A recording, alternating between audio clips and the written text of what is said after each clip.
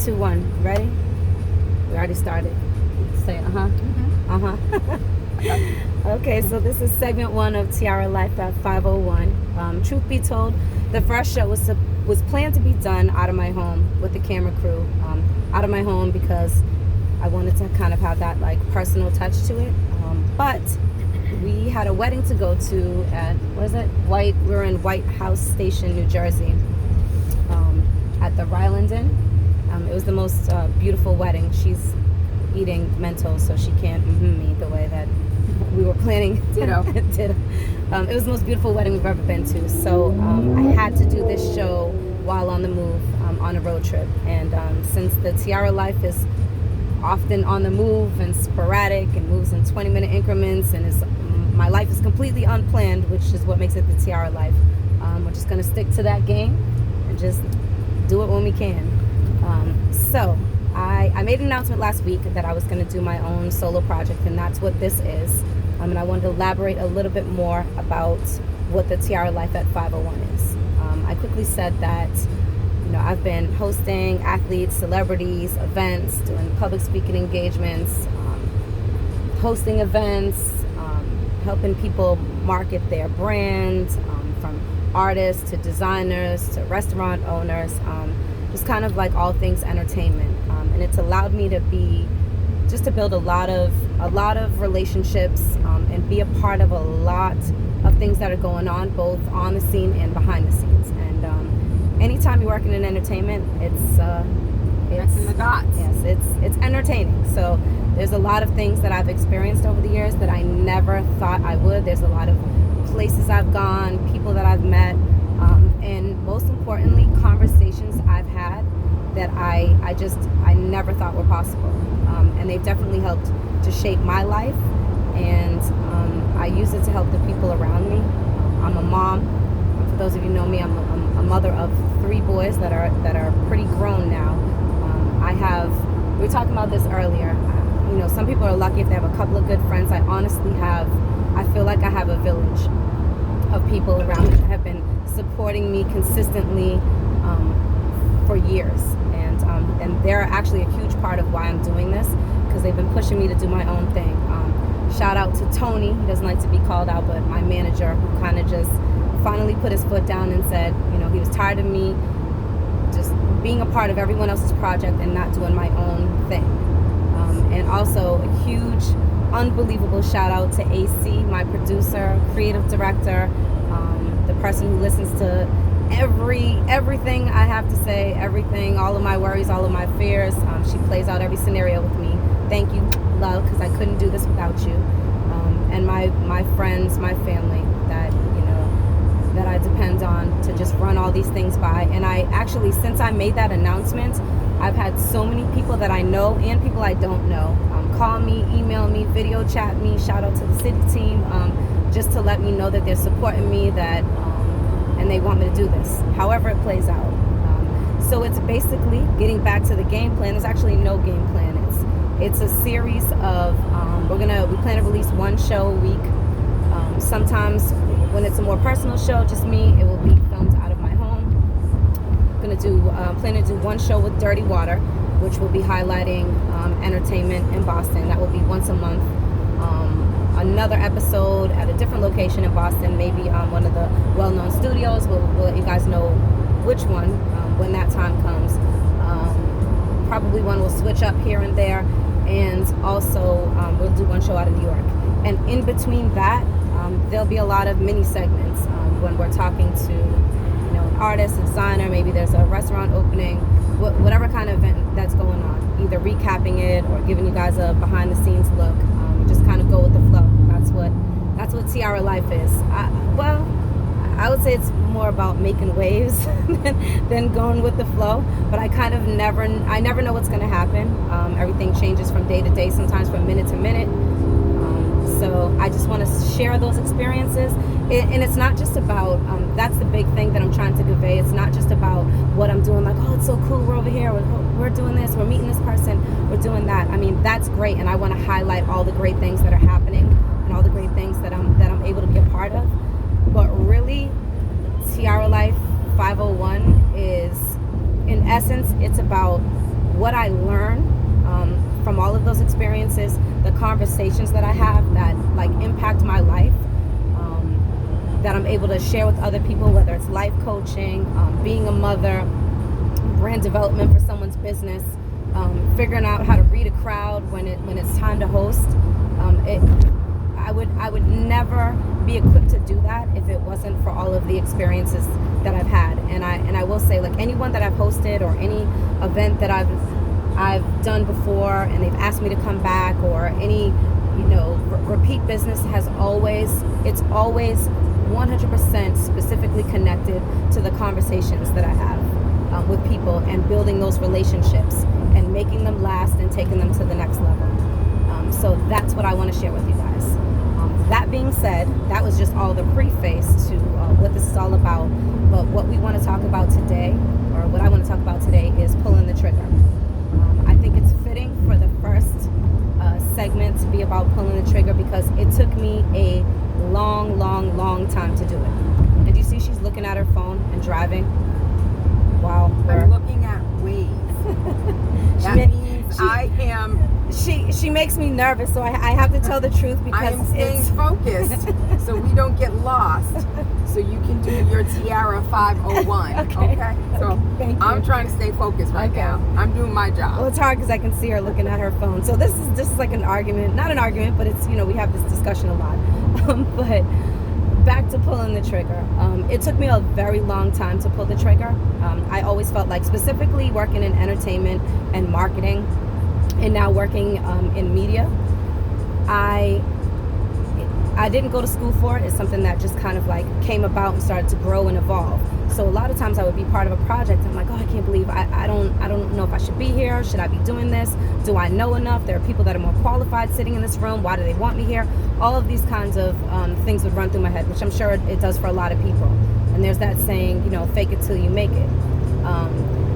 I wouldn't say I've ever felt really comfortable with that, but I will say that I don't know if it's fake it till I make it, but I trusted in a higher power. I trusted that I was there for a reason, and that I was smart enough to figure it out and make it happen. And that's pretty much what I've been doing. But when it came to my own solo project, like I've been comfortable with jumping in, helping other people out with everything that they have going on. But for myself, just to kind of like step into that light, it's scary. It is the scariest thing that I've had to do business-wise after all of this time. And I guess it's the same fear that everyone has. Like, I had to really pick apart what that was. And I would say the number one thing I worry about is to be judged, especially when you're working in entertainment and you're doing a lot of things. Your life is moving fast. People always have something to say. And it's not that it's not that I care what people say, because I don't value myself according to what how other people feel about me. Like, I don't care about people's 2 cents unless they are investing in me, okay? And your 2 cents matters if you're investing in me. Like, hence Tony, my village, AC, I will listen. So it's not necessarily I care what they think, but it's just the idea of being judged when people don't really know you. You jump on here, you talk, they see you out and about, and they have all these opinions, and they don't really know me.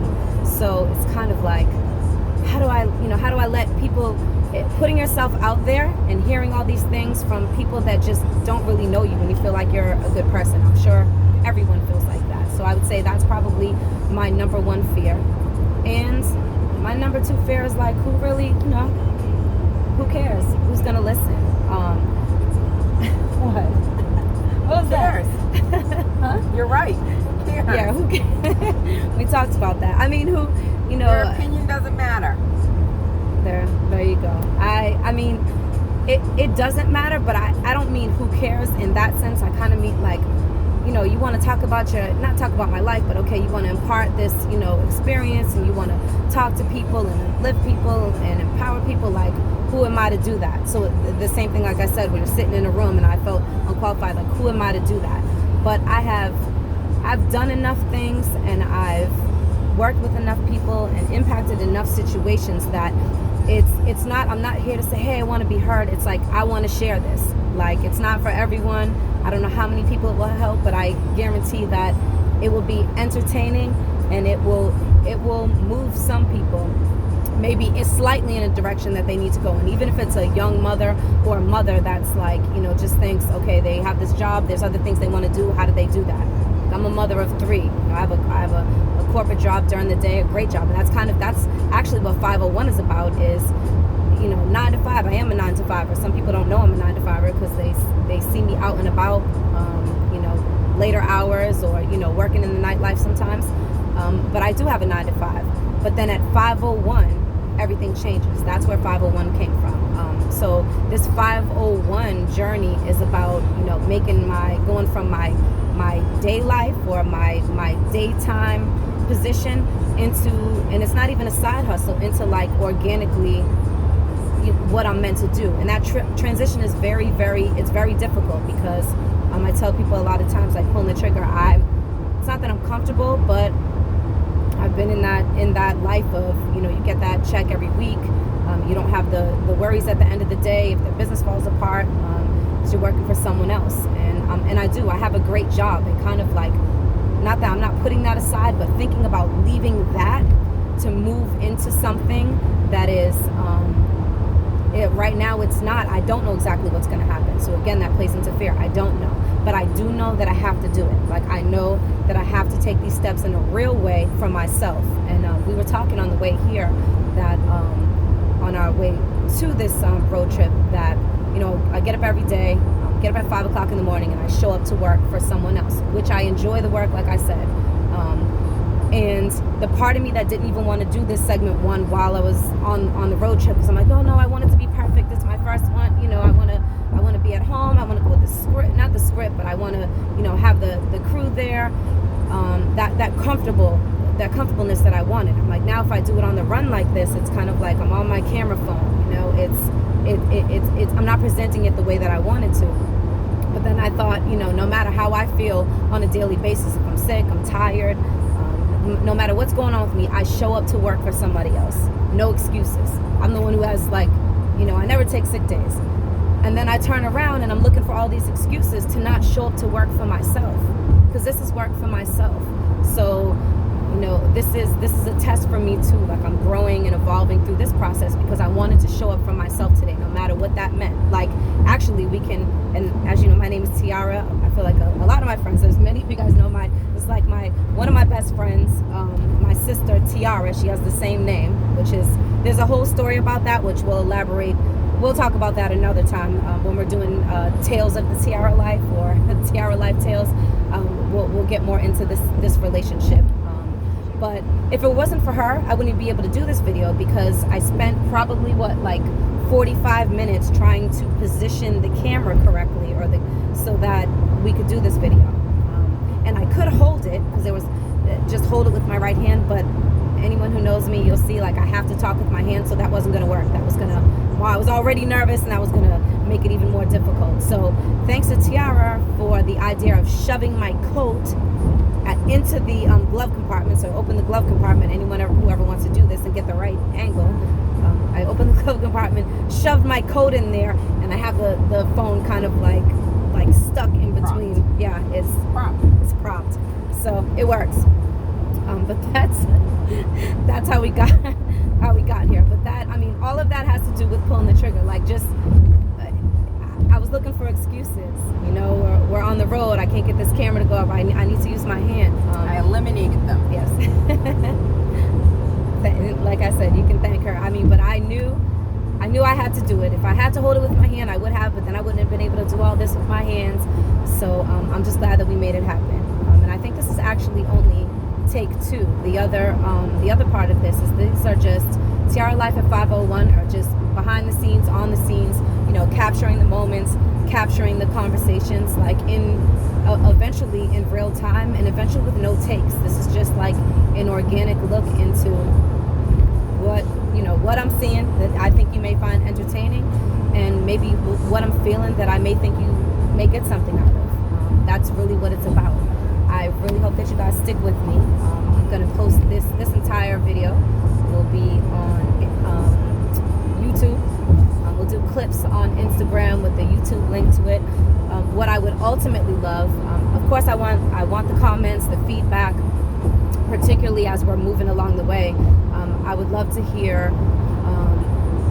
I want people to let me know things that they want to hear about, things that there's events that they want to talk more about, like whatever it is, frustrations, questions, anything that we touch on. Share your stories about pulling the trigger. I know, shout out to Dizzy in Philly, like just like one quick story. One of it's funny that when you put something out, people start hitting you up and kind of showing their support and sometimes their vulnerabilities as well. Someone hit me up, a very successful business owner hit me up and said that, just tell me they were proud of me for taking the step, and it was something that they needed to do too. And I was shocked because I watch their stories, I watch what they do, and I'm like, what are they talking about? Like, they've already made it, like they've made it. And little do you know, you never know behind closed doors. They needed to do more videos like this, more visual, more story related content related to their brands. They told me that they were nervous, and I was shocked, and it was so inspiring to hear that, because just like any of us, we look at people like, oh wow, they made it. Like, people will say to me all the time, they're surprised that I'm nervous to get on just on a camera and talk, because I host shows, I host events. Like, I'm perfectly fine with jumping on stage, but all of a sudden when you put a camera into the mix, and especially when, like right now, this is testing me for just to be me talking. There's no energy of going back and forth, the interviews, doing podcasts where you're playing off of other people. It's just me. That's the challenging part. People are surprised at that. Like, well, why would that bother you? If you can jump on a stage, or you can life coach, or do an impromptu speech, or run an event, why would you care about just talking into a camera? But we all have our fears. But the point of this is pulling the trigger. There's a million excuses. I'm sure everyone has heard this quote, but what you really want is on the other side of your comfort zone. And when I think about, I had to reflect before I did this and thought about all the things I've been scared of. I was scared to be a mother. And had I waited to say, okay, I want to make sure I'm in a good position to be a mother, I probably wouldn't have kids, because you never think that you have enough money, right? You probably never think your house is big enough. You don't think you have enough time. You don't know if you're experienced enough. But by far, I want to say that, being a mother of 3 boys, that's the only reason I can even do this, because it definitely, it toughened me up, and it taught me a lot about just men, young men in general, like how they process information, how they like their business practices, just how they live their lives. It taught me so much. And in working in the corporate world, I worked for many powerful men, and raising young men definitely it definitely like primed me for those situations. I learned so much more about sports that I never knew, and just how to apply those kind of practices and tactics to my everyday life. So like I said, I never would, and that's the greatest thing that's ever happened to me, or on a minute basis, minute to minute. That's the greatest thing that I've ever done. But I probably never would have done it if I would have waited until the timing was perfect. Probably the past 2 jobs I've had, not all my jobs, but the past couple of jobs I've had, I walked into not my current job, but another 2 quick stories again. Not this job, but the job before that. I walked in, and I remember it was the lady gave me like a quick intro to everything that was the kind of how to use the office products and the software. And when lunchtime came, I called my best friend and I told her that I was ready to walk out. Like, I just felt like I wasn't ready. I was scared. I couldn't do it. Like, I actually thought about just going to lunch and never coming back. I didn't know how I was going to fix that on my resume. And I don't know what in me, I just kind of said, why would I be here? I must be here for a reason. What's the worst that can happen? You just have to pull the trigger. You're not going to die. You're going to be okay. So I walked in, and I stayed at that job. I ended up being managing a law firm from that. And the current job that I have now, same thing. I was so nervous through a bunch of interviews, and I just wasn't sure it was for me. I'm like, I always worked in law firms, and I thought, okay, this is new. I work in architecture now. Like, how can I do this? I know nothing about it. I had every excuse. and something just told me, like, trust in your path. Like, trust in your path. You're here for a reason. Pull the trigger. Just pull the trigger. Like, I'm gonna pull the trigger, and I'm not gonna die. And I pulled the trigger, and it's the best decision that I've made as far as the corporate world is concerned. So I'm applying that, and for some reason, like I said, it has been the hardest decision to do this for myself, like just for myself. So pulling the trigger, like, I trust in that. I'm gonna pull it. I'm meant to be here. This is all part of something, and I'm gonna be okay. And I wanna take this journey because I need to. I have to. I have things that I want to share. I have things that I want to give, and it's not about me.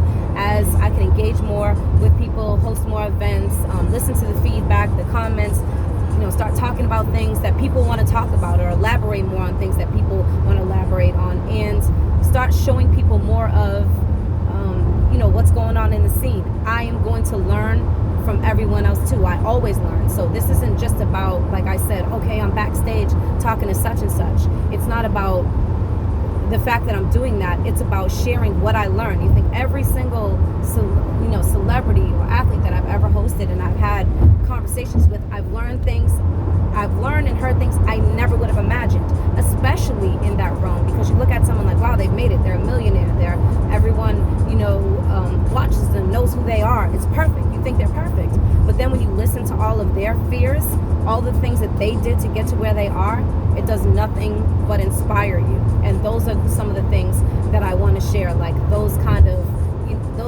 views and stories that you normally wouldn't hear. So I think I've pretty much covered what to expect, which is everything, and it being unplanned, and why I want to do it, and what I'm hoping to get out of it, especially from you guys. So people that know me I'm definitely gonna get phone calls now, and text messages, and Facebook messages and DMs. Green Eyes with a Z view on Instagram. DM me. Definitely email me. asktiara@gmail.com. Definitely do that.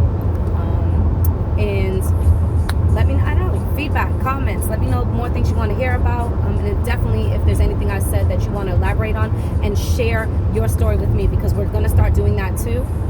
In some of the segments, the more personal segments, when people want to share their experiences, I'd love to pull those up. You can name anonymous. Most of my stories will be nameless tales, but I want to share those too. I want to share what's happening with other people and things that they want to hear more about. So that being said, stick with me. This is Tiara Life at 501. This is the first segment, and I appreciate all of the support, and I appreciate you guys for watching, and there's definitely more to come.